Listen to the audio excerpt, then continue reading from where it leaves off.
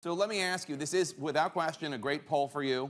It does, however, if you dive deeper into the numbers, it does show some weaknesses, potentially, with the general electorate as opposed to with Republicans, and you lose to Hillary Clinton in a head-to-head matchup.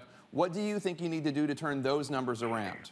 It's just step by step. Honestly, it's step by step. I haven't focused on Hillary. In fact, yesterday in Iowa, I made some very strong statements about Hillary, really for, I wouldn't say the first time, but they were strong. And the fact is that what she has done is criminal. I mean, what she has done is criminal. I don't see how she can run.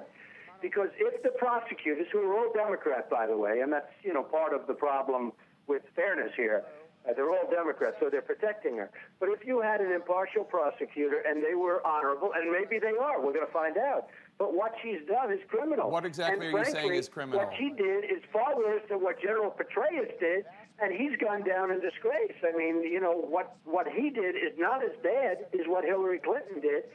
And it's similar, but it's not as bad. I mean, she got rid of her server. He never did anything like that. But Mr. Trump, she did it after getting a subpoena from the United States Congress. What are you saying that she did is criminal? We'll see what happens, but I think Hillary's got a lot of problems. But you have to understand with me, it's step by step. When you and I spoke 3-4 months ago, I wasn't even going to be in the contest, according to various people. And now I'm leading easily in a lot of the races because people are sick and tired. So with Hillary, I think I'll beat Hillary easily. I think I will beat Hillary. I don't think these other guys will. So let me just to clarify, what exactly are you charging that Hillary Clinton did is criminal? You're talking about this email news? I'm talking about the whole email scandal. It's a scandal. I mean, she's been protected. It's been amazing to me how she's been protected. Even the fact that the Times changed their story. I respect the Times for going after her like that, but even the fact that they changed the story upon their request, I think they were more right the first time. But whether it was the first time or the second time, what Hillary did is criminal.